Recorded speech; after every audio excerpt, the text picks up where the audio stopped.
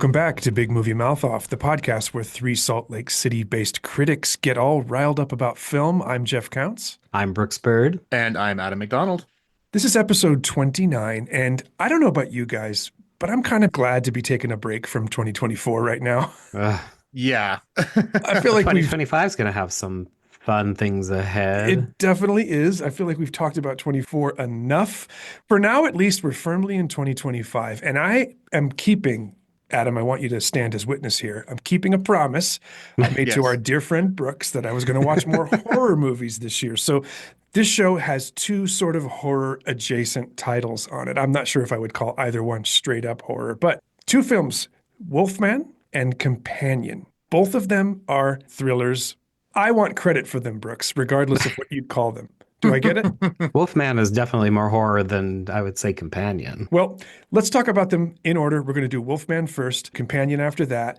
Once that's done, we are going to reinstate Guilty Pleasures. We're back onto the Yes. normal Yay. routine. And Guilty Pleasures this week will be Infection Edition. Something happens to you if you get bit or scratched. Back to Wolfman. Brooks is going to take us through it. But first, here's a little bit of the trailer. Hello? Can anyone hear me? Hello? We were in an accident. Daddy, are we gonna die? No, it's my job to protect you. And we were attacked. I think my husband was infected. Mike? Okay, Brooks, what's the synopsis? Well, it's the Wolfman. It's very simple. After hitting it big with the Invisible Man, Lee Wanell decided to give us another run at the Universal Monster Mill, and now we get Wolfman. We start in 1995. It tells us a story that there's a myth of a face of a wolf. And then 30 years later, Blake, played by Christopher Abbott, is finally coming to terms that his father is being recognized as deceased and has left him his cabin in the woods. Dun, dun, dun. And just wouldn't you know it, on the way there, they get attacked and infection ensues. I think a little bit of context for this film is in order because this movie might have been very different had the Dark Universe survived. So Oh, absolutely. Yeah. the Dark Universe, for those of you out there who don't know, it was this franchise idea that was supposed to approximate the MCU that Universal was doing, where they would take all of their classic monsters, give them huge budgets, big stars, and create this shared world. So the Dark Universe kind of began and ended with the Tom Cruise Mummy movie, which was a bomb. Ever since that, they kind of withdrew all of their money. I mean, this franchise was supposed to have Javier Bardem, Russell Crowe. I mean, it did have a cameo of Russell Crowe in the Mummy movie, but it was supposed to have all these huge stars in it, led by Tom Cruise, and it just didn't work. They abandoned it immediately. So now all of these Universal Monster movies are getting a much more, I don't want to call it indie, but they're definitely lower budget treatment. Yeah. And as you said, Brooks, Lee Wanell did Invisible Man. I liked that a lot. I thought that Oh, was yeah. really stylish. Fantastic. It was very good. So he's doing Wolfman now. And Brooks, since this is your thing, I want to hear from you first what you thought. I mean, we know I have a very sliding scale with these movies. But I mean, it focuses a lot on like the daddy-daughter relationship. And I think that kind of sucked me in immediately, especially like at the beginning, they're walking through the streets of New York. It's San Francisco, sorry. And he's yelling at his daughter to get down off of something, and she just will not listen. And then he grabs her arm and like kind of yells at her and immediately feels bad. But that happens daily. So Yeah. For me, it sucked me in immediately. And then as they go into the woods and the monsters start to come out and the infection starts to grow, I bought it. It worked for me. I liked that idea. And the fact that there's a monster outside and they're stuck with one inside, and you're trying to decide which one is worse and how they're going to get away from both of them. You can see it very clearly in the trailer that Abbott's character gets infected. He's the one who's turning, so that's not a big shocker. But I'm glad you mentioned, Brooks, that establishing scene with the daughter at the beginning, because, Adam, this to me is one of the things that horror movies do so much, and it drives me crazy. I call it Post-it notes. They have these little things that happened early on that you're supposed to remember because they're going to come back. You know it the minute you see it. okay, I'm meant to remember that. And I feel like it's dreadful in horror movies, especially ones that do it a lot. And I'm sorry, Brooks, this You're going to movie get really does it sick of it this year. a lot. There's something that happens between him and her when he's apologizing. I thought, yep, we're going to see that 10 more times. I was wrong. It was 15 more times. I mean, the general premise of a good horror movie, at least, is that they're all trying to tell us lessons. Like, we go back to the original horror movie values of, don't have sex, don't do drugs. They're all just things saying like, hey, here's a message behind it. And there actually was a decent message here about kind of the cycle of abuse and how you raise your kids. But yeah, just like you were saying, Counts, it's like, hey, here's a little reminder. You're going to see this again. Wink, wink, nudge, nudge. And the smart ones don't do that. I mean, the smart ones like the Babadook kind of let you figure it out as you go. And then at the end, it has that little reveal that if you didn't think about it, you wouldn't get it. But the more you do, the more it makes sense. This one's almost like we've talked a lot about Chekhov's gun. And this one is like Chekhov's Nerf gun, that they're all over the place. And it's going to come back and it's going to shoot you in the third act and you're going to get the point. But by that moment, though, it's like, well, I already saw this coming. It wasn't a surprise. So why was this necessary? And in many ways, that's kind of how I felt about this film. And that I walked out, I think I liked it more, that, that new movie smell we've talked about before. And as like the days went on, I was like, yeah, but this stuck out, and then this stuck out, and I didn't like this, which isn't to say I think it's overall a bad film. There's some really cool things I'm sure we'll talk about as we go further. But yeah, after The Invisible Man 2, I had really, really high hopes for this one, and it just didn't meet those. Brooks, I wonder what you thought of the effects, because I thought that the creature effects were pretty disappointing. I know they had like a $4 budget. They're practical too. I get it. They are practical, which I appreciate. And I know we've talked about that in past episodes, how much we appreciate things that happen in camera. But I just didn't think they did enough there. I mean, the transformation was kind of disappointing. When he got to full wolf man, it was still 98% man. I wasn't really scared. Were you? I think they kind of set the transformation up by the title. I think that was kind of my first clue as to what kind of Wolfman we were going to get, because isn't the Wolfman or Wolfman, it's the Wolf Man. So for me, it worked. I don't know. I liked what they did, and the fact that they bothered to go practical and didn't decide to up their budget and try to CGI their way out of a Benicio del Toro factory. I think the whole point of that too is the fact that the other creature has been fully lost to its, its primitive mind. Whereas in this one of the points they kind of make is that he's still somewhat in charge of his faculties. Like, he is a creature. He does some horrible things even to himself, but he still recognizes certain things that keeps him from going just pure, rage on everyone. And he's trying and struggling and they don't look different enough, though, those two characters. Like, if the wolf and the man are supposed to be separate, as indicated by the title, we never really get the wolf, in my opinion. It's just men doing terrible things because they've got a cold. That's just the way this movie looks to me. I will give it 1 gold star, though, this film, and Lee's interpretation of the visual and oral perspective of the infected person. So that good. was super cool. I don't want to give it away because people should just go see it, but you get a chance to look through the eyes of the Wolfman and hear through the ears of the character. And I thought that was really well done. I've never seen anything quite like it. Have you, Brooks? No, definitely not. I mean, we always get like POV shots and things like that, but they're always just the camera following characters. This is like a whole new world they decided to throw at us, and it was really cool the way they did it. Oh, 100%. And then especially the part where you see the world outside looking into him, where you see like his wife and his kid there.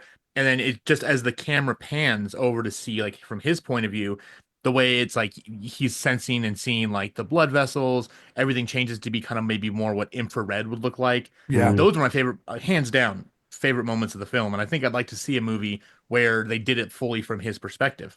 That would have been cool to see how it... Or more, at least.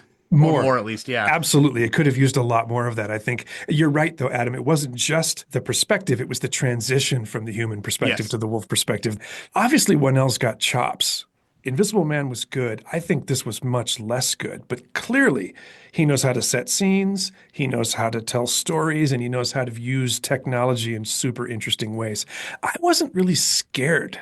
I'd be much more interested in the story that was starting to be told back in 1995. That was the movie that we should have gotten. I wonder, Brooks, if you want to see more of this kind of thing from Universal and from Lee Wanell. So they're coming whether we like it or not. We've got The Bride coming from Maggie Gyllenhaal, and we've got Christian Bale cast as Frankenstein's monster. So Yeah. By the bride, you mean the Bride of Frankenstein. yes. Yeah. So whether we liked it or not, which I mean, we'll find out. I'm pretty sure people know where I stand anyway. I'm glad to hear that they're getting some star power back in these titles because this True. one didn't have much. We didn't even talk about the fact that Julia Garner, who we all love, is in this movie. She doesn't really have all that much to do. She's the weakest link. She's really pushed to the background, which Reactive is a shame. and Yeah. Well, let's score this. I'll go first since I'm the person with the opinion who matters least on this kind of movie. I think 2 stars. I had fun. It was fine. I didn't think they did nearly enough with the effects to make the creature a little bit more frightening and a little bit more movie worthy. Seemed very low budget to me, but I did love the depiction of the creature's perspective. As I said before, that to me saved this from being a real miss. So 2 stars for me. Adam, where are you? So we would be remiss not to point out that the best new remake of the Universal Monsters was The Shape of Water, otherwise known as The Creature from the Black Lagoon Gets Some. So best picture winning. No, I'm Well at done. 2 stars with you as well. For the exact same reasons. I wasn't fully invested in it. I think the practical effects, I liked practical effects, but they could have been better. And we're honestly still chasing that high of American Werewolf in London, that transformation scene. So who knows if we'll ever get there. Yeah. But the point of view of the creature, audio and visual stuff that they were hearing and seeing, like the scene where you hear clomping on the 2nd floor, that's all I'm going to say. I know. That So was good. for me just a brilliant moment. So, So not good. good, not horrible. It's there, but wasn't my favorite. Brooks? well, I think again, like the daddy-daughter relationship suckered me in, and I like the effects. I kind of wonder if maybe it wasn't Wolfman enough because on where they ended it. Mhm. And so maybe there was more, but at the same time, probably not because he wasn't that much transformed from the other character, which also was a big ba-dum-tsh. Yeah. You saw that coming a mile away. A mile away. That's one of those Post-it notes I was talking about. So Yeah, but I mean, overall, I thought it was intense. It's the weirdest remake of Spielberg's The Lost World I've ever seen, and Yes. like the sequences taken directly from that movie, and it was very weird to me. And they're also both Universal movies, coincidentally. It's not like my favorite movie, but I do love Wolfman movies, werewolf movies. So I'm gonna go with three 3. stars, All right. That's a good Okay. score from you. 2 stars for me, Adam. 2 stars. Brooks? a solid 3. Solid 3. That's Wolfman. Now we're going to talk about Companion. I'm going to play a tiny little bit, just a taste of the trailer. And then when we come back, Adam will take us through the story. I know it's gonna sound cheesy, but the moment we locked eyes,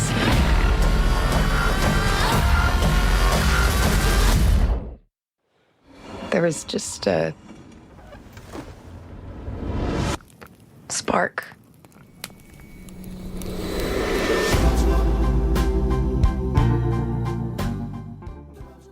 Okay, Adam, before you do the synopsis, I do want to say to anyone listening, if you haven't seen Companion and you haven't watched the trailer, the full trailer, don't. Don't. Take Jack Quaid's advice. Do not Don't watch the trailer. Watch it. You can watch the teaser, which is what I just drew from, and it's what Adam's going to draw from with this synopsis. This might be a really quick one because there's so much here I don't want to give away. Essentially, we have Iris and Josh, who are played by Sophie Thatcher and Jack Quaid, respectively. At the beginning, they have this little meet cute in the supermarket, and they start going out. And he's like, hey, you know what? Let's go out to a house in the woods and you can meet my friends for the weekend. And they go out to this really nice, big, expensive house in the woods. And he's trying to get her to become friends with his friends. They have kind of a weird thing with her. They don't really like her. And stuff happens. That's about all I can say. Situations arise. Yeah, I don't want you to go any further. It didn't occur to me until you just said it that both of these movies significantly center on houses in the woods. I thought that too. It didn't even occur to me. I was But like, oh yeah, One is a another much house. nicer house, though. Yeah. Yeah. The one thing we will say, because it's out there and the trailer is not even shy about it, even the teaser's not even shy about it, is that, Or the poster. yeah, neither is the poster, is that Sophie Thatcher is an artificial companion. She is a Yes. robotic being. So we'll leave it at that. This movie is so full of surprises that I want to reiterate again. Avoid any kind of spoilers for this. because it will ruin the experience for you. First thing I will say before I hand it over to you guys is that it's been a while since I've gone into a film with this little information. Same. Yeah, And I loved I didn't it. see anything about it. It The was teaser, so nothing. much fun. Well, we warned you. When Brooks and I saw it together, we immediately texted you, Adam, and said, don't watch anything. Please don't watch anything, because we wanted you to have They the were same right. He experience was we right. did. Don't do it. It's just, I haven't done that in a long time, and it was really fun. I'm going to try to do it more this year. I think with a lot of these horror movies, I'll do that because I want to walk into those as fresh as possible. So the surprises really worked. They were really fun. I thought this story had a thread that it kept taut all the way through. There's a little bit of that Post-it note crap that I talked about with Wolfman. There's one thing in particular that It pays off in this, though. it does pay off. It's a great kill, but when you see it at the beginning, you think, "Oh yeah, that's coming back." It So made me excited I do. I was like, because I yes. knew it was coming. I didn't need that, and I also didn't need the voiceover narration at the beginning and at the end. I think movies rely on that way too much. Adam, you saw it most recently. What's your take on it? Oh, I absolutely loved it. Again, I went in completely blind. The moment it started, though, I kind of was already figuring things out. Again, the poster does give some stuff away. I mean, as far as her being, this artificial companion, within the first 2 minutes, I was like, oh, that's where this is going. But that's such just the tip of the iceberg for what this is really all about and where it's going to go. And I didn't know where it was going to go. All of a sudden, things happen and a person shows up and you're like, oh my gosh, like, again, there was Chekhov's knife, I guess you could say, was here. And you're like, oh my, how did this happen? But they leave the nice little trail of breadcrumbs. So it's not hard to follow whatsoever. This isn't like a hard to understand or hard to find out how we get from point A to point B movie. I really hesitate to call this a horror movie. I think it's more of like a suspense Yeah. It's a film. thriller, Yeah. thriller with blood and gore and stuff. psychological But- thriller. It's got some guts, but it's a Yeah. psychological thriller. And again, there is that message here, and it's kind of similar almost to the message in the first one, and with some other stuff thrown in. And it does get a bit heavy-handed, but it didn't bother me the way Wolfman did. For whatever reason, it didn't feel preachy, I guess. And Wolfman really had some preachiness there that kind of got on my nerves. But it's great. It's fun. It's really interesting to see Zach Clegger going from doing Whitest Kids You Know to directing Barbarian to now producing this. It's really interesting that he does kind of like that rom-com turned on its ear type thing, because Barbarian originally was, Yeah. oops, we booked the same Airbnb, haha, and then messed up things happen, which is kind of where this is going too. So if he's doing rom-com horror, I'm interested to see where he goes. One of the things I loved, Brooks, is not just like the big beats of this, but how you get to each of those beats. Like, for example, there's a scene in the teaser trailer where her hand is over the candle. How yeah. they get to that moment, Mm-hmm. the million little things it takes to get to that moment are really fascinating to me. And I think that the pacing of this movie is so good. I sat next to you. I know you loved it too, but talk about why. I went in blind as well. And I'll admit I was kind of worried because of Zach Krieger, because I hate The Whitest Kids You Know, and I hated Barbarian.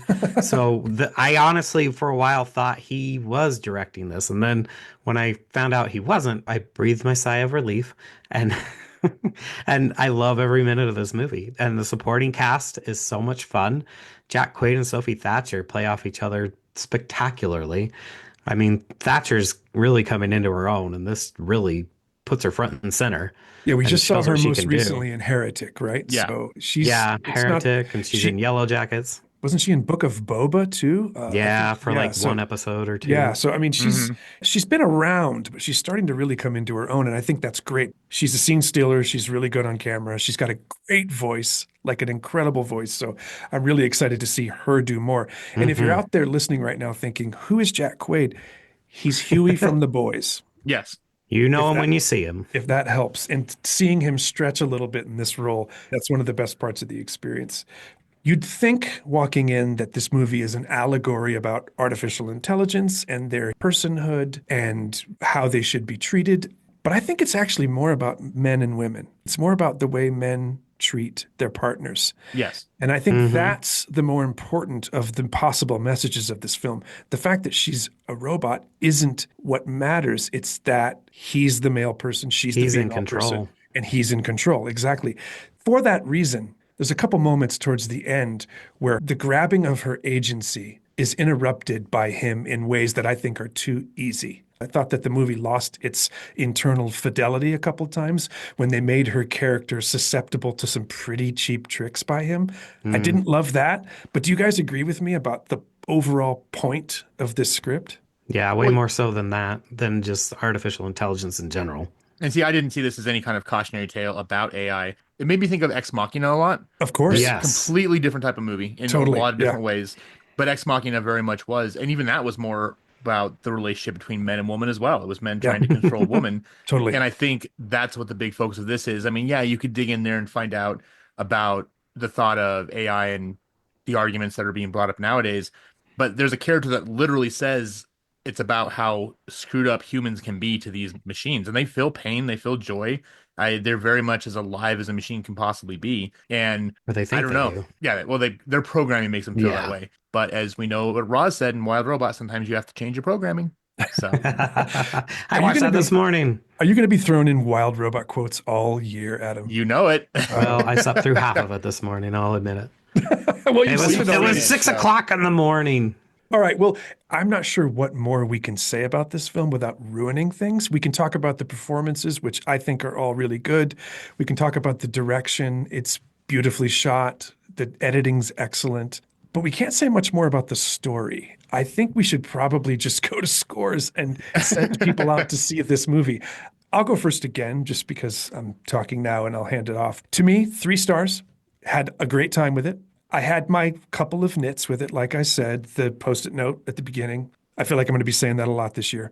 I didn't enjoy the fact that her agency, which was so hard won, was wrestled away from her as easily as it was in a couple of scenes. But overall, really great concept, tons of little surprises, and the journeys to each one of those surprises were so well orchestrated, so well executed. So 3-star movie, solid January fun. Brooks, where are you?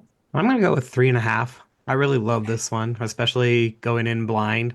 I mean, if they had screened it for us, I had an exit comment ready, which since we've talked about some of these things, I can say that I have now seen the love child of Her and Ex Machina. Yeah, Yep. So, totally. and it's even better than that sounds. Right, because Cast that doesn't is- sound great. I know, right?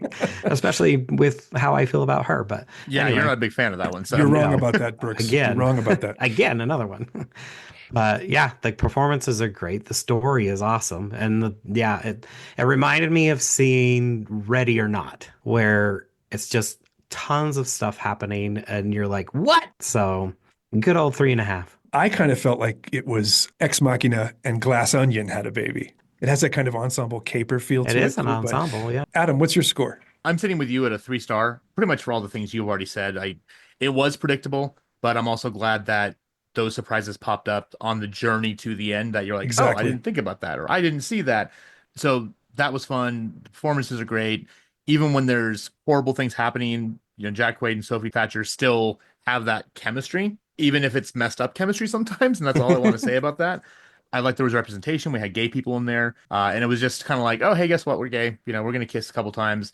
And one was flamboyant. One was, the stereotypical, more straight acting guy. So you got to kind of have a little bit of everyone everywhere.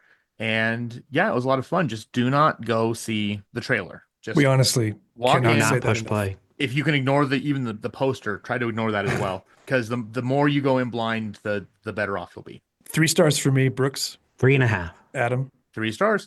When we come back, Guilty Pleasures is also back. We're going to talk about infection movies, unloved films where somebody gets bitten or scratched and then they get sick. We'll be right back. Don't go anywhere.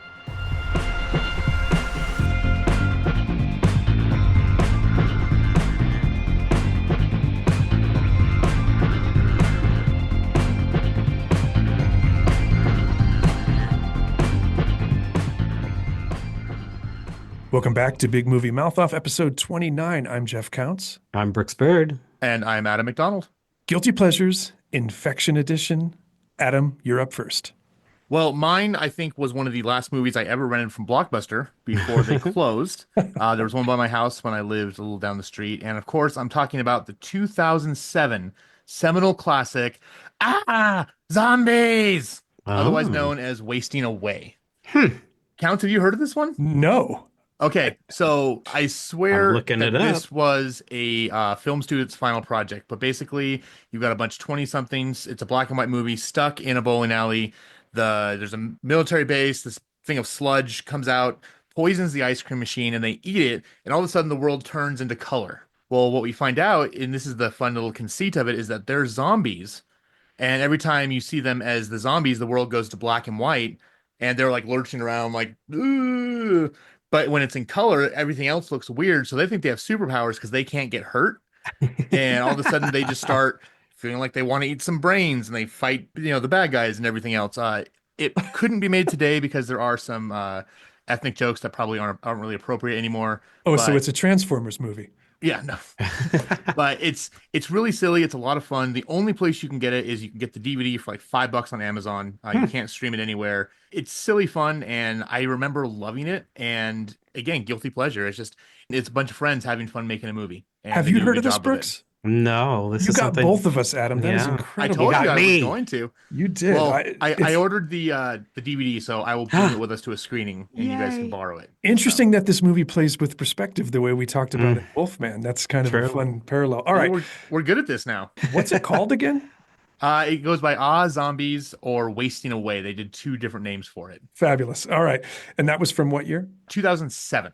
Well, mine is from 2 years later, and you've definitely heard of it. And it's not a bad movie either. It's why in the opening of this segment, I said unloved movies, because I do think that often on Guilty Pleasures, we talk about movies that are actually good, but people, for whatever reason, didn't connect with them.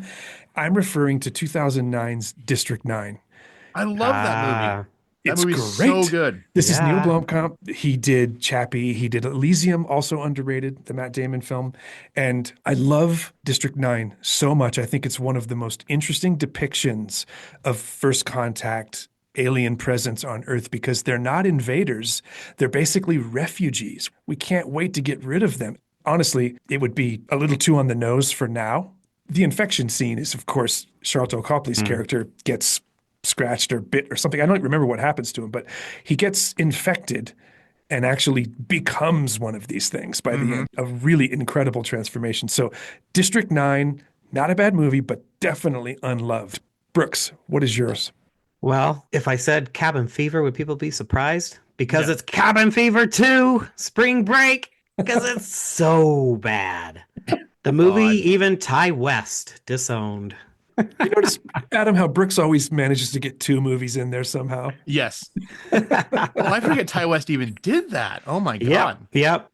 He did most of it, and then there were a lot of reshoots and editing. So it was like an and Alan Smithy type thing. It literally is Alan Smithy, Well, you two have both mentioned things and that I it's have never really seen. gross. Say the name again. Cabin Fever 2, Spring Fever. Mine was, sorry, I'm laughing. Mine was District 9, Neil Blomkamp's movie from 2009. Adam?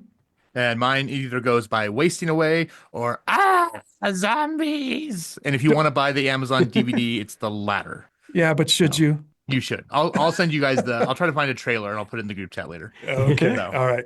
Let's go right into coming attractions. Adam, you're up first. So this one is funny because it covers 2 different mediums of entertainment. It was a trailer came out back last year, and then a new one did for the Xbox Developer Diaries a couple weeks ago, and that is called Claire Obscure Expedition 33. Actually counts. I thought you might have known about it. So this is a turn-based RPG, kind of like Final Fantasy, and it takes place. I have seen this. Yeah, it's in a world where there's this creature, this sorceress called the Painter, and she paints a number in the air every year. And everyone who is that age dies. Like they ghost away, kind of like when Thanos snaps type thing. Oh. And then, so it starts at 34, now it's 33. And so your team goes out during year 33. That's why it's Expedition 33 to put an end to her. What's interesting though, the voice cast is fantastic. We've got Charlie Cox as the main character. Andy Serkis is in there. We've got people who are doing the Final Fantasy 16 stuff. And it's already been optioned as a film. Wow. So we Yeah. don't know who it is, who's doing it, who's starring in it, but they've already optioned it. The thing about this, it comes out in April. This is either going to be game of the year or it's going to be horrible. There's going to be no in-betweens. But if you have Xbox, it is on Game Pass day one. If you want to get the collector edition, it is already sold out everywhere. it looks incredible. Stunning. Yes. It's a big swing, though. Like they're taking a huge risk because this is a niche concept and people are either going to respond to it or not. I think you're right. It's going to be the greatest thing ever or a total bomb. And I hope it's the former. Say the name again because I can't. Claire Obscure Expedition 33. Brooks, what are you looking forward to? Well, we all know where I'm going because it's never a surprise. But this time I'm going to go with Fear Street, prom queen. We're headed back to Shady Side. Things are going to get gory and save R.L. Stein's career. Am I going to have to watch this? Probably. Yeah, I don't probably. know. It's going to be on Netflix, so maybe Oh, not. well, that makes it easier. I can watch it at home. That's And true. This one is actually based on one of his books. The first Okay. trilogy was more inspired by the series. So I'm going to go to television, and it's in the Star Wars universe. And I know that it is one of the most enjoyable sports in modern American culture to hate Star Wars. The only people that hate Star Wars more than the non-fans are the fans, Yes. right? lately, And yeah. it gets really old, but I do love most of the projects they've been producing on Disney. I thought The Acolyte was really fun. I'm really bummed that it got canceled. I'm looking forward to Skeleton Crew. I haven't started. But Andor season 2 comes out in April. Andor, I think, is arguably one of the best things that's ever happened, Star Wars Disney. It is so good. The cast is so great. It doesn't lean too much on Jedi stuff and Force powers. It's really just the world. And the inner workings of the Empire, like the bureaucracy of the Empire, is front and center in this show. And I just love it. Adam, what was yours? Mine is Claire Obscure, Expedition 33. I just wanted you to say it again. And Brooks, yours? Fear Street Prom Queen. All right, well, that is going to do it for this horror edition of Big Movie Mouth Off. It's not the last one. There's going to be more. I'm keeping my promise to my friend Brooks. Until then, I'm Jeff Counts. I'm Brooks Bird. And I'm Adam McDonald. Thank you so much for being with us.